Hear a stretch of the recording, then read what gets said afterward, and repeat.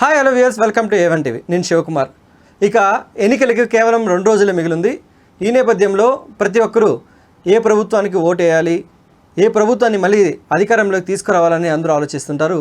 ఈ నేపథ్యంలో నేను ఈ వీడియో ద్వారా మీకు ఒక చిన్న నేను నా లైఫ్లో మా ఛానల్ ద్వారా నేను పడిన ఇబ్బందిని మీకు తెలియజేయాలనుకుంటున్నాను. 2 రోజుల క్రితం కూడా జగన్ గారు ఒక ఇంటర్వ్యూలో, అలాగే ప్రతి ఒక బయట జరిగే బహిరంగ సభల్లో, మీటింగ్లో కూడా జగన్ గారు ఒక మాట చెప్తున్నారు. గ్రామంలో అడుగడుగున గ్రామ సచివాలయాలు, ఆర్బీకే సెంటర్లు, అలాగే ఫైబర్ గ్రిడ్లు ఉన్నాయి అంటున్నారు. ఒక ఫైబర్ గ్రిడ్ని నేను ఆ పాయింట్ తీసుకొని, నిజంగా ఈ ఫైబర్ గ్రిడ్ గత ప్రభుత్వానికి ఈ ప్రభుత్వం మధ్యలో ఏమి డెవలప్మెంట్ అయింది, ఏ విధంగా డెవలప్ అయింది అనేది మనము ఈ వీడియోలో తెలుసుకుందాం. అలాగే ఆంధ్రప్రదేశ్ ఫైబర్ నెట్ లిమిటెడ్ అని ఒక సంస్థ గత ప్రభుత్వం స్టార్ట్ చేసింది.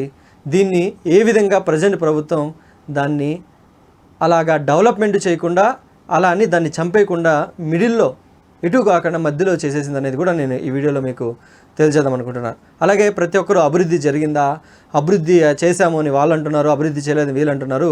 మీరు మామూలుగా ప్రతి దేశంలో కానీ అభివృద్ధి చెందిన దేశాలు, చెందబోతున్న దేశాల్లో కూడా మనము ఒక ప్రాతిపదికను తీసుకోవచ్చు. ఏంటంటే ఇంటర్నెట్ బాగా అభివృద్ధి చెందిన దేశాల్లో చాలా స్పీడ్ ఇంటర్నెట్ గిగా స్పీడ్లో ఉంటుంది. మన హైదరాబాద్లో కూడా 1 గిగా స్పీడ్ ఉంది.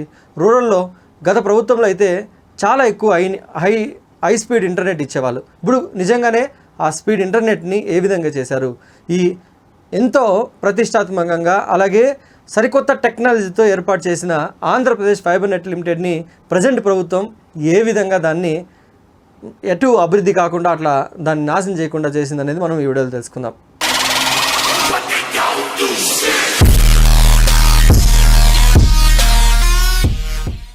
ఇక వీడియోలోకి వెళ్తే, ప్రతి ఇంటికి హై స్పీడ్ ఇంటర్నెట్ అలాగే టీవీ ప్రసారాలతో పాటు ఇంటర్కమ్ అంటే ఎవరైతే ఈ ఫైబర్ కనెక్షన్ ఉంటాయో వారికి ఫ్రీగా ఫోన్ చేసుకునే సదుపాయాన్ని అప్పటి ప్రభుత్వం కల్పించింది. వీటిని అప్పటి ప్రభుత్వం సబ్స్టేషన్స్ ద్వారా అక్కడ ఒక ప్లేస్ని ఏర్పాటు చేసి ప్రతి గ్రామానికి, ప్రతి పల్లెకు అక్కడి నుంచి కనెక్షన్ అయ్యే విధంగా అప్పటి ప్రభుత్వం ఏర్పాటు చేసింది. ఎప్పుడైతే ఏపీ ఫైబరు స్టార్ట్ అయిందో 2015లో స్టార్ట్ అయింది. 2017లో 2018 ఈ కాలంలో మేము ఏపీ ఫైబర్ని అక్కడ మా ఛానల్ ఉంది కాబట్టి ఆ ఛానల్ని అక్కడ కనెక్షన్ ఇవ్వడం కోసం అడిగామన్నమాట. అప్పట్లో మనకు A1 భక్తి టీవీకి ఫ్రీగా, అంటే ఎలాంటి మనము అమౌంట్ కట్టే పని లేకుండా A1 భక్తి టీవీ పెట్టుకోవడానికి మనకు అవకాశం ఇచ్చారు. మనం అమౌంట్ ఏం కట్టేది లేదు. మనం అక్కడే గుంటూరులో ఒక ఆఫీస్ తీసుకొని ఆ ఆఫీస్లో ద్వారా మనము కనెక్షన్ కూడా ఇవ్వడం జరిగింది. ఇప్పుడు ఏంటి అంటే, ఈ టెక్నాలజీ బాగుంది అని చెప్పి మేము అక్కడ ఛానల్ పెట్టాం. దాదాపు ఏం చేసామంటే 2020లో ఫిబ్రవరిలో మేము 300 దాదాపు 175 కాన్ఫరెన్స్లో ప్రతి మండలానికి, ప్రతి నియోజకవర్గానికి మేము రిపోర్ట్ని ఏర్పాటు చేసి దాదాపు 300 మందిని మేము రిపోర్టర్లుగా పెట్టుకున్నాం. 300 మంది రిపోర్టర్గా మేము ఏర్పాటు చేసుకొని ప్రతి మండలంలో కూడా ఆ రిపోర్టర్లను, అలాగే మా ఆఫీసులో కూడా దాదాపు 30 మందికి ఎంప్లాయ్మెంట్ కూడా ఇచ్చాం. బయట 300 మంది రిపోర్టర్ని ఏర్పాటు చేసాం. ఈ ఏపీ ఫైబర్ మీద ఆధారపడి మేము అప్పుడు ఛానల్ని పెట్టిన తర్వాత ఏం చేశారు ప్రభుత్వం, వస్తానే ఒక ఛానల్ నెలకు 3 లక్షలు డబ్బులు కట్టాలని చెప్పారు. అంటే మేము గవర్నమెంట్కి మా ఛానల్ అప్లై చేసినందుకు నెలకు 3 లక్షలు మేము ఏపీ ఫైబర్కి డబ్బులు కట్టాలి. ఓకే, కడదామని చెప్పి మేము తీసుకున్నాం. ఏంటంటే మనము సాధారణంగా మీడియాలో అంటే పనిచేసే వాళ్ళకి తెలుస్తుంది ఏంటంటే, ఒక ఛానల్ని మనం టెలికాస్ట్ చేసిన తర్వాత మనకు గవర్నమెంట్ కొన్ని సదుపాయాలు కల్పిస్తుంది. అందులో మొదటిది అక్రిడేషన్ కార్డ్ అని ఉంటుంది. అంటే అలాగే రూరల్లో తిరగడానికి రిపోర్టర్లకు ఫ్రీ బస్ పాసు, అలాగే ఒక ప్రభుత్వం తరపు నుంచి ఒక గుర్తింపు కార్డు అనమాట. ఇది ఏం చేసిందంటే, జర్నలిస్టుల మీద జగన్ గారికి ఎంత కసుందో, మనము ఎంత కోపం ఉందో దీని ద్వారా తెలుసుకోవచ్చు అనమాట. కేబుల్ టీవీలకి మేము అక్రిడేషన్లు ఇవ్వము, రన్నింగ్ కేబుల్ ఉండాలా అని చెప్పి ఇది చేస్తామన్నమాట. కమిషనర్, ప్రజెంట్ కమిషనర్ ఎవరైతే ఉన్నారో విజయ్ కుమార్ గారు, CMO లింక్ అనమాట. ఆయనకు ఇలాంటి విషయాల మీద ఎలాంటి నాలెడ్జీ ఉండదు. ఆయన ఏమంటారు, రన్నింగ్ కేబుల్ ఉంటేనే మేము కనెక్షన్ ఇస్తాము, అంటే మీకు అక్రిడేషన్ కార్డు ఇస్తాము అంటారు.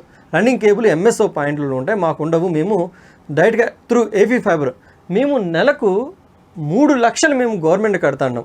అవునా, మాకు ఒక అక్రిడేషన్ కార్డు ఇవ్వడానికి వాళ్ళకు ఇష్టం లేదు. మేము గవర్నమెంట్ డబ్బులు కట్టి మాకు ఒక అక్రిడేషన్, జిల్లాలో మాకు ప్రతి 300 మంది రిపోర్టర్ ఉన్నారు. దాదాపు నేను 2021, 22 నెలల్లో దాదాపు 300 మందికి మేము అక్రిడేషన్ అప్లై చేసినాం. 2 సార్లు 3 సార్లు అక్రిడేషన్ తీసుకోవడం, అక్రిడేషన్ కూడా ఇవ్వకపోవడం, అప్లై చేయడం ఆన్లైన్లో మేము ఆ ఫోటోలు ఐడి కార్డులు అన్నీ అప్లోడ్ చేసేయడం, ఆ కనెక్షన్ తీరా అక్రిడేషన్ కార్డు ఇవ్వకపోవడం. ప్రభుత్వం మీదేంటంటే, నేను ఈ బాధ అంతా మీకు ఎందుకు చెప్తున్నానంటే, ప్రభుత్వం తీసుకునే నిర్ణయాల్లో మేము ఎంతో ఆశలతో 30 మందికి మా ఆఫీసులో బయట 300 మంది రిపోర్టర్లతో ఏర్పాటు చేసిన ఒక ఛానల్ని ఒక చిన్న నిర్ణయం ఎవరి మీద, చంద్రబాబు లోకేష్ మీద ఉన్న కసితో ఆ ఆంధ్రప్రదేశ్ ఫైబర్ నెట్ లిమిటెడ్లో బాక్సులు ఇవ్వలేదు, కొత్త బాక్సులు. దాదాపు 10 లక్షల కనెక్టివిటీ ఉన్న ఒక మంచి సంస్థ, లాభాల్లో నడిపించాల్సిన సంస్థను వాళ్ళ మీద కసితో దాన్ని బాక్సులు, కొత్త బాక్సులు ఇవ్వడం లేదు, పాత బాక్సులు రిపేర్ చేయడం లేదు.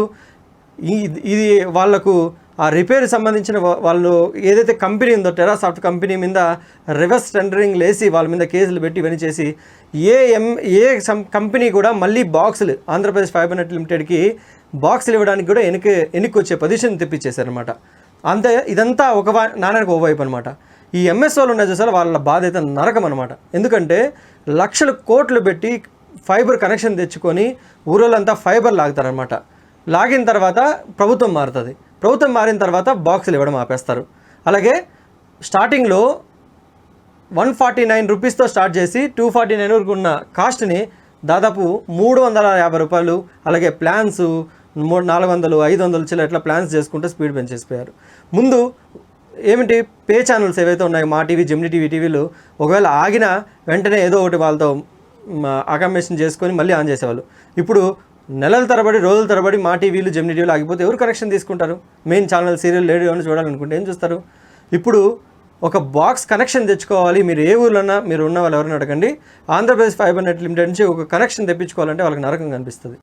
ఇది మేము ఈ ఒక్క నిర్ణయంతో మేము 3 లక్షలు కట్టే వాళ్ళం, మాకు అక్రిడేషన్ కార్డు ఇవ్వలేదు.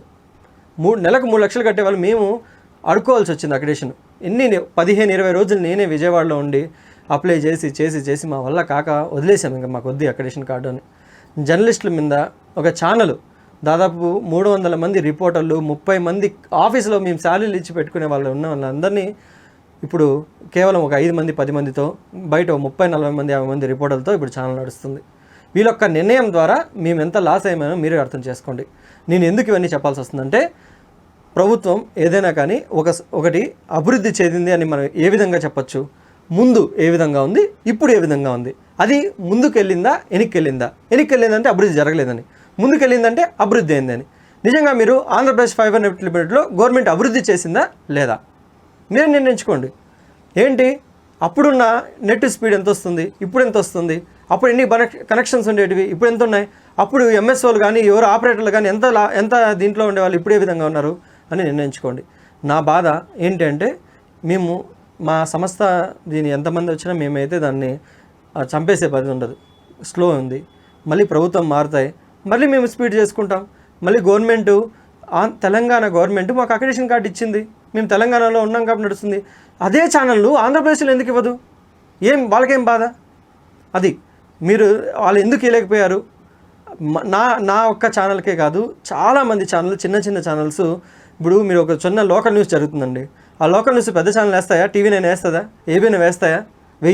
వేసేది ఈ లోకల్ ఛానల్స్, ఈ కేబుల్ టీవీలు, ఈ బ్రాడ్కాస్ట్ ఛానల్సే. వీళ్ళ ఛానల్స్ని లోకల్లో, రూరల్లో ప్రభుత్వ పథకాలు కావాలని ఇవన్నీ తీసుకెళ్లేది ఇలాంటి లోకల్ ఛానల్సే. వీటి మీదే మొండి చేయగరి చూపించి ఆడ ఎవరైతే అయిన పేరు కమిషనర్లు ఉన్నారో వాళ్ళకి ఎలాంటి నాలెడ్జ్ ఉండదండి. మీరు చెప్తే నమ్మరు. అసలు కేబుల్ టీవీలకి, బ్రాడ్కాస్ట్ ఛానల్స్కి, ఈ యూట్యూబ్ ఛానల్స్కి డిఫరెన్స్ అనేది ఇప్పటికీ వాళ్ళకి తెలియదు. వాళ్ళు ఎలా ఒకవేళ తెలియకపోయింది అనుకోండి, వాళ్ళు మంచి అధికారులే కదా, తెలుసుకోవాలి ఏంటి ఇన్ఫర్మేషన్ అని. తెలంగాణ ప్రభుత్వం మాకు ఇచ్చిన అక్రిడేషన్లు ఆంధ్రప్రదేశ్ ప్రభుత్వం ఎందుకు ఇవ్వలేకపోయింది? ఆ అక్రిడేషన్ కార్డులు ఇవ్వలేకపోవడం వల్ల మా ఛానల్లో 300 మంది రిపోర్టర్లను 30 మంది 40 మందికి వచ్చారు, 22 మంది ఎంప్లాయీస్ 5 మందికి వచ్చారు. నేను ఒక జర్నలిస్ట్గా మీకు నేను ఈ పార్టీకి ఓటేయండి అని మాత్రం నేను చెప్పలేను.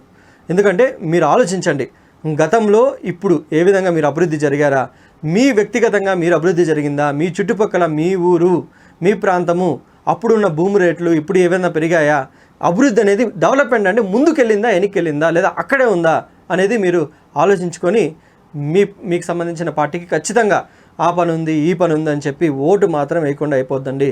నేను ఒక్కడే వేయకపోతే ఏమవుతుంది అనుకుంటే, అలా ప్రతి ఒక్కరు అనుకుంటే ఓటు మనము చాలా నష్టపోతాం. ఖచ్చితంగా ప్రతి ఒక్కరు, నేను చూడండి హైదరాబాద్ నుంచి ఓటేయడం కోసమే 3,000 రూపాయల టికెట్లు ఉన్నా కూడా బుక్ చేసుకొని పోయి నేను ఖచ్చితంగా ఓటేస్తున్నాను.